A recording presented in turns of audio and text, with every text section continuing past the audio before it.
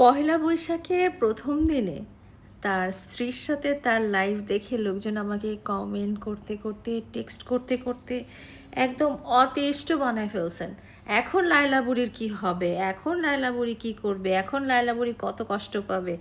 এই দেখো, ও তার বউয়ের চেহারা দেখাই দিল, ও তার সাথে লাইভ করা শুরু করে দিল, ও তার পেজে নিয়ে আসলো, চেহারা রিভিল করে দিল, কত কাহিনী। সত্যি কথা বলি, এখন লায়লার কিছুই হবে না, কিচ্ছু হবে না। মানে আপনারা যে ভাবতেছেন যে আমি দুঃখে কষ্টে কান্নাকাটি করব, মাটির সাথে গড়াগড়ি করে ফেলবো, জীবন দিয়ে দিব, মারা যাব, কি অবস্থা না হবে, সোশ্যাল মিডিয়াতে তোলপাড় করে ফেলবো, এখন অপেক্ষা করছি লায়লার লাইভ দেখার জন্য, এখন লায়লা কি করবে সেটা দেখার জন্য। ট্রুলি স্পিকিং, আমার কিছুই হয়নি, কিছুই হবে না। এবং এটা আমার কোনো গায়েই লাগেনি। আপনারা যতভাবে চিন্তা করছেন, আপনারা যতভাবে টেনশন করছেন, আপনারা যতভাবে খুঁটায় খুঁটায় দেখছেন এবং যতভাবে মানে এটা নিয়ে গল্প করার রাস্তা খুঁজতেছেন, ট্রুলি স্পিকিং গাইজ, আমার এটাতে কিচ্ছু যায় আসে না। সত্যি কথা। কেন কিছু যায় আসে না জানেন? কারণ বলি, আপনাদের সবার লাইফে হয়তো এরকম স্টোরি আছে। এরকম মানুষ পৃথিবীতে খুব কম আছে যে এই মানুষটার সাথে কারো ভালোবাসা হয়েছিল এবং তারা প্রথম থেকেই একসাথে ছিল ছোটবেলা থেকে, এবং বড় হয়েও তাকে বিয়ে করেছে এবং মারা গেছে তার সাথে একসাথে করে। এরকম মানুষের সংখ্যা পৃথিবীতে খুবই কম। এবং যারা আমার এই ভিডিওটা দেখছেন তাদের মধ্যে আই এম শিওর যে 99 জন লোকই ভালোবাসার ক্ষেত্রে কষ্ট পেয়েছেন, বাকি হয়তো 1% লোক সফল হয়েছেন। তো আমার এইসব দেখে কোনো দুঃখ পাওয়ার কিছু নাই। সে বিয়ে করে ফেলেছে, সে কাকে বিয়ে করে ফেলেছে, সে কাকে বিয়ে করেনি, সে কোন মেয়ের সাথে ভিডিও করছে, কোন মেয়েকে নিয়ে ঘুরে বেড়াচ্ছে, এগুলোতে আমার এখন আর কিছুই আসা যায় না। কেন কিছু আসা যায় না আমি বলি, কারণ এর চেয়ে ভয়াবহ জিনিস আমি দেখে আসছি। আমার সাথে থেকে, আমার সাথে একসাথে ঘুমিয়ে, আমার এক পাশে, আমার বুকে, আমার কোলে শুয়ে থেকে সে এমন কাজ করে বেরিয়েছে যেটার তুলনায় এগুলো কোনো কিছুই না। যখন আমাদের সাথে সম্পর্ক ছিল, যখন আমরা একসাথে ছিলাম, যখন আমাদের মধ্যে ভালোবাসার সম্পর্ক ছিল, আমার কাছে সে বিশ্বস্ততা দেখিয়ে সে অনেক অনেক অনেক নারীর সাথে দৈহিক সম্পর্ক করে বেরিয়েছে এবং সেগুলোর ছবি ভিডিও তুলে রেখেছে। তো সেগুলো দেখার পরে এখন আমার কাছে আর কিচ্ছু যায় আসে না। আমি মানে প্রুফ হয়ে গেছে, আছে না বুলেট প্রুফের মতো এইগুলা প্রুফ হয়ে গেছে আর কি। সে অনেক নারীর সাথে যা ইচ্ছে তাই করে বেড়াক, বিকজ আমি দেখেছি এখন তো আমরা একসাথে থাকি না, এখন তো আমরা আলাদা থাকি। তখন তো একসাথে ছিলাম, একই ঘরে ছিলাম, একই সাথে থাকতাম এবং আমার একটা ফেইথ ছিল, ট্রাস্ট ছিল তার উপরে, এবং তারও ছিল। বাট সে আমার বুকে শুয়ে সে কিছুক্ষণ পরে যে অন্য নারীর সাথে যখন অসামাজিক কার্যকলাপে লিপ্ত হয়ে গেছে এবং সেটা যখন আমি দেখতে পেরেছি, তখন আমি যেই পরিমাণে কষ্ট পেয়েছি, এরপরে আর পৃথিবীর কোনো কষ্টই আমার কাছে কষ্ট লাগে না। তো যাই হোক, পৃথিবীতে আমি এরকম একমাত্র মানুষ না যে ভালোবাসার ক্ষেত্রে ধোঁকা খেয়েছি, যে ভালোবাসার ক্ষেত্রে প্রতারিত হয়েছি। এরকম অনেক পুরুষ আছে, অনেক নারী আছে যারা ভালোবেসে কষ্ট পেয়েছে, প্রতারিত হয়েছে, ধোঁকা খেয়েছে। তো আমি তাদেরকে বলতে চাই যে এগুলো আসলে কোনো ব্যাপার না। সত্যি কথা। ওই দিন যখন আমি এই জিনিসগুলো দেখলাম না ওর ফোনে, যে সে অন্য নারীর সাথে দৈহিক সম্পর্কে লিপ্ত বা অন্য নারীর সাথে অসামাজিক কার্যকলাপে লিপ্ত, তখন আমার যে কী পরিমাণ কষ্ট হচ্ছে না, মনে হচ্ছে যে মনে দুনিয়া দুই ভাগ হয়ে গেছে। আমি মনে হয় মাটির তলে চলে গেছি। এটা কখনোই সম্ভব না। তখন ও আমার কাছে আসে, ও কখন গেল, কখন করলো, অ্যান্ড কেন করলো, ও তো আমার সাথে ভালোই আছে। তো এই অবস্থায় যেই মানুষটা, হ্যাঁ, আপনি থাকা অবস্থায় বা আমি থাকা অবস্থায় অন্য কোনো নারীর কাছে চলে যেতে পারে, সে কার কাছে বিশ্বস্ত থাকবে?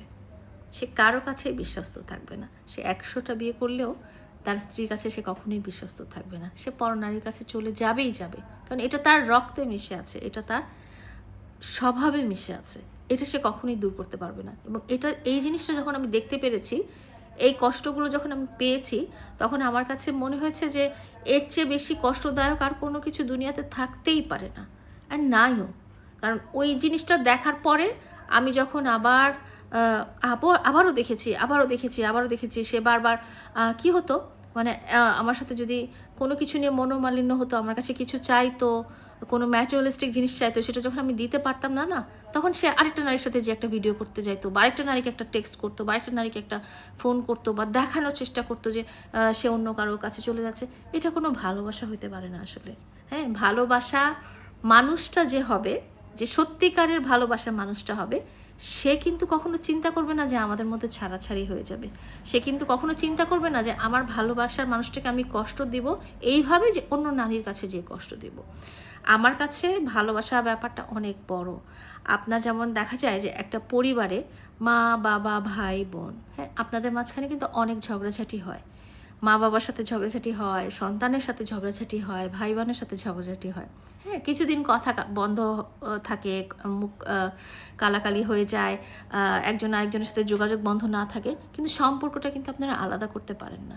তো আমার কাছে ভালোবাসার মানুষের সম্পর্কটাই এরকম যে আপনি যদি সত্যিকার অর্থে কোনো মানুষকে ভালোবাসেন, তাহলে আপনাকে ধরে নিতেই হবে এই লোকটা পার্ট অফ মাই লাইফ। সে হাজার খারাপ হোক, সে একজন সন্ত্রাসী হোক, সে একজন মার্ডারার হোক, সে একজন নেশাগ্রস্ত মানুষ হোক, বা যাই হোক, এই মানুষটা কখনো আপনার বিশ্বাস ভাঙবে না। এবং এই মানুষটা, আপনি হাজার খারাপ অবস্থায় থাকেন, আপনার কাছে যদি টাকা পয়সা না থাকে, আপনি যদি রাস্তার ফকির থাকেন, আপনি যদি একে খাওয়াতে পড়াতে নাও পারেন, তাহলেও সে থেকে যাবে। এবং সে কখনো চিন্তা করবে না যে আমরা যখন আলাদা হয়ে যাব তখন আমি অন্য নারীর কাছে যাব, বা আমরা অন্য পুরুষের কাছে যাব। এটা কখনোই সে চিন্তা করবে না। তার মানে সেটা কখনো ভালোবাসাই ছিল না। তো 4 বছরের আমার এই সম্পর্ক, বা 6 বছরের সম্পর্ক আমরা বলবো, মানে 4 বছর একসাথে থাকা এবং 6 বছর আলাদা থাকা। 4 বছর একসাথে থাকা এবং 2 বছর আলাদা থাকা, 6 বছরের টোটাল সম্পর্কে সে যখন এই কাজগুলো করেছে, তখন এর চেয়ে কষ্টদায়ক আর কিছুই হতে পারে না আমার লাইফে, আমার জীবনে। এবং তখন আমি না কী যে কষ্ট পেয়েছি আমি বলে বোঝাতে পারবো না। মানে চিৎকার করে কান্নাকাটি করলেও সে কষ্টের মানে বহিঃপ্রকাশ করা সম্ভব না, যে এতটা কষ্ট, এটা কিভাবে সম্ভব হলো, আমি তো কোনো দিন চাই নাই, আমি তো কোনো দিন তার বিশ্বাস ভাঙিনি, আমি তো কোনো দিন তাকে রাগানোর জন্য হলো কারো একটা টেক্সটের উত্তর দেয়নি। তাহলে সে এটা কিভাবে পারলো? সে এটা যেভাবে পারলো, আমি বলি এসব মানুষরা সবসময়ই পারে। আমার আগের মানুষদেরকে সেভাবে দেখিয়েছে, আমাকেও দেখিয়েছে, এবং আমার পরে আরও যারা তার লাইফে আসবে তাদের সাথে সে এরকম করবে। সে আমার গায়ে হাত তুলতে পেরেছে, সে আমার আগে যারা ছিল তাদের গায়ে হাত তুলতে পেরেছে, সো আমার পরে যারা আসবে তাদের গায়েও হাত তুলতে পারবে। এবং এটাই সত্যি। আমি বললাম না যে তাকে তো আমি রিড করতে পারি, তার ওই যে মানে যতদিন তুমি দিতে পারবা ততদিন তুমি ভালো, এবং তোমার দেওয়াটা যখন শেষ হয়ে যাবে, তুমি যেটাই দাও না কেন, টাকা পয়সা দাও বা সাপোর্ট দাও বা মেনটেন করো, সেটা যখন শেষ হয়ে যাবে তখন তুমি খারাপ হয়ে যাবে। আমি বলছি বারবার, আপনারা মিলিয়ে দেখবেন কী অবস্থা, কতদিন অবস্থা। ও এর আগেও চিৎকার করে, আমি তো ছোটোবেলা থেকে দেখিনি, আমি দেখেছি দুটো নারীকে দেখেছি, সেই দুটো নারীকে সে চিৎকার করে বলেছে আমি একে ভালোবাসি, এ আমার সব কিছু। পরবর্তীতে আমি তার মার কাছে শুনতে পেরেছি যে তারা নাকি তার বন্ধুদের গার্লফ্রেন্ড বা তার মামাতো বোন।